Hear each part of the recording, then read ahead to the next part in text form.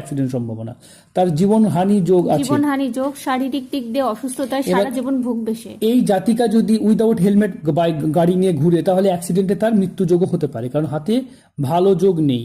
তাহলে তার প্রতিকার করাতে হবে, অথবা তাকে সাবধান থাকতে হবে, তাকে ওরকম জায়গায় যাওয়া মানে উচিত হবে না, খুব জোরে জোরে গাড়ি চালানো। আজকাল স্কুটি অনেক মেয়েরা জোরে চালায়, সেই দিক থেকে সাবধান থাকতে হবে। তাহলে বুঝতে পারলেন যে এই জাতিকার গুড পয়েন্ট কি, ব্যাড পয়েন্ট কি।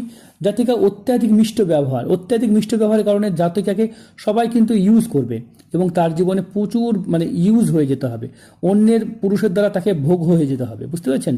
তাহলে দেখতে পাচ্ছেন ডাবল ম্যারেজ লাইন, এটাও কিন্তু ভালো জিনিস নয়। তাহলে সাবধান থাকতে হবে। আগে থেকে যদি জাতিকা সাবধান থাকে তাহলে জীবনে এরকম ঘটনা জাতিকার ঘটবে না।